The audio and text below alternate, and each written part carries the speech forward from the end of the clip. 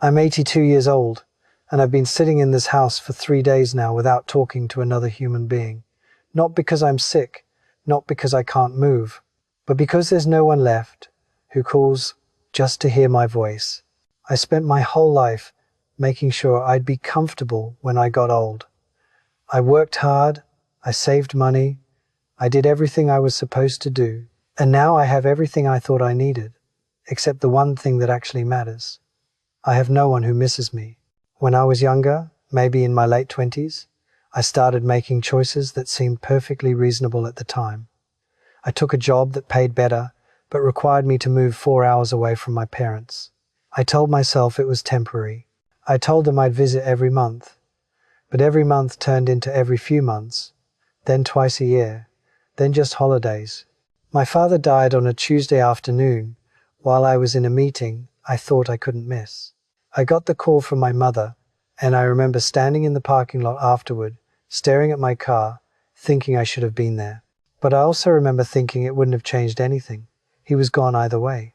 That's what I told myself. I didn't see it then, but that was the beginning. Not his death, my response to it. I went back to work the next week. I told people I was fine. I told myself that staying busy was better than falling apart. And in a way, it worked. I didn't fall apart. I just kept moving. My mother lived another 11 years after that. I saw her maybe a dozen times total. She never said I should visit more. She never guilt-tripped me. She'd just say, "It's okay, sweetheart. I know you're busy. I'm proud of you." And I believed her. I believed that because she said it was okay, it actually was. But it wasn't. I found out later, after she was gone, that she used to tell her neighbor she wished I called more. Not in a bitter way, just in a sad way. The neighbor told me at the funeral. She said, "Your mother talked about you all the time. She was so proud, but I think she was lonely." I didn't cry at the funeral. I cried 3 months later, alone in my kitchen, when I realized I couldn't remember the last real conversation we had. Not the surface stuff, not the "how are you, I'm fine" phone calls. I mean a real conversation, where she told me how she actually felt, where I asked. I can't get that back. I got married when I was 34. She was kind. She wanted kids. I said I wasn't ready yet. I wanted to be more stable first. I wanted to make sure we had enough saved. I wanted to wait until my career was more secure. She agreed, but I could see the disappointment. I told myself we had time. We didn't have kids. By the time I felt ready, it was too late. She never said it out loud, but I know she resented me for it. Not in a loud way. In the quiet way that builds up over years until you're living in the same house, but you're not really together anymore. She left when I was 51. No big fight, no drama. She just said she couldn't do it anymore. She said she felt like she was living with someone who was always preparing for life instead of actually living it. I didn't understand what she meant at the time. I thought I was being responsible. I thought I was doing the right thing.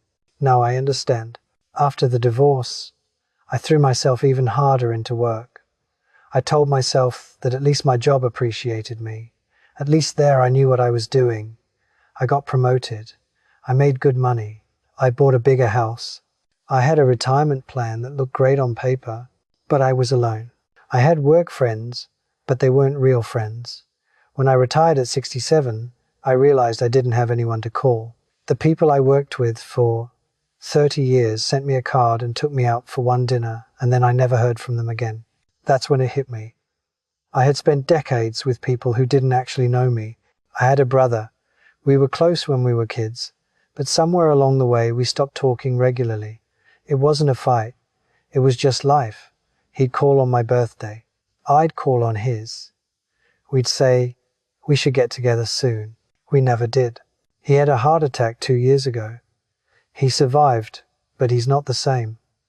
I went to see him in the hospital, and when I walked in, he looked at me like he barely recognized me. Not because of the heart attack, because it had been so long. We sat there for an hour, and I didn't know what to say. I didn't know him anymore, and he didn't know me. I have a cousin who still sends me Christmas cards. She's the only family I have left who reaches out. I don't even know her kids' names. I look back now and I can see the pattern. Every decision I made seemed smart at the time. Take the better job, work the extra hours, build the savings account, plan for retirement. I thought I was being responsible. I thought I was taking care of my future. But I was wrong about what future meant. I thought future meant having enough money, having a house, having security. I didn't realize that future also meant having someone to share it with, someone who cared if I woke up in the morning, someone whose voice I'd recognize on the phone. I have the money, I have the house, I have the security, and I would trade all of it right now for one Sunday afternoon with my mother, for one real conversation with my brother before we became strangers, for the chance to tell my wife I was sorry and mean it. But those chances are gone. My mother died thinking I was too busy for her. My brother and I are polite strangers now. My wife moved on and built a life without me. These aren't things I can fix. These aren't mistakes I can go back and undo. The damage is permanent. I think about the moments I missed. My nephew's graduation, my mother's 75th birthday. The weekend my brother called and asked if I wanted to go fishing, and I said I had too much work. These weren't dramatic moments. They were ordinary. They seemed small, but they weren't small. They were everything. Because those small moments, the ones I thought didn't matter, those were the moments that built connection. Those were the moments where love actually lived. And I kept choosing something else. I kept choosing later. I kept choosing safety over presence. I see people doing it now. I see them at coffee shops, sitting across from someone they love, staring at their phones. I see them skipping family dinners because they're tired. I see them moving across the country for a job and promising to visit the same promise I made. And I want to tell them. I want to grab them by the shoulders and say, stop. Stop what you're doing. Stop thinking you have more time. Stop choosing work over the people who love you. Stop building a life that looks successful but feels empty. But I can't, because they wouldn't listen. I wouldn't have listened either.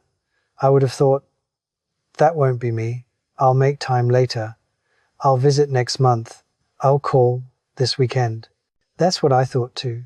Now I'm 82. I wake up and there's no one to call. I eat breakfast alone. I watch television alone. I go to bed alone. And the worst part isn't the loneliness. The worst part is knowing I chose this, not intentionally, but through 1,000 small choices that all seemed reasonable at the time. I chose the meeting over my father's last days. I chose career security over having children.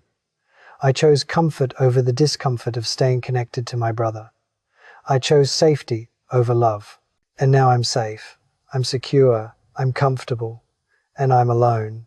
If you're reading this, or if someone's reading it to you, and you have people in your life you've been meaning to call them today, not tomorrow, not when you're less busy.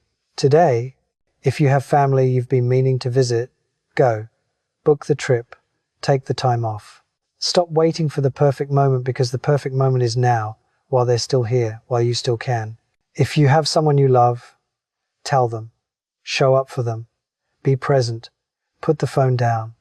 Listen to their stories even if you've heard them before. Sit with them even when it's inconvenient. Because one day, you'll be where I am. You'll have all the time in the world and no one to spend it with. I can't fix my life. I can't bring back the people I lost. I can't undo the years I spent building walls made of work and distance and delay. All I can do is sit here in this quiet house and hope that maybe somewhere someone hears this and makes a different choice. I hope you do, because I'm 82 years old and I have everything I worked for, and it means nothing.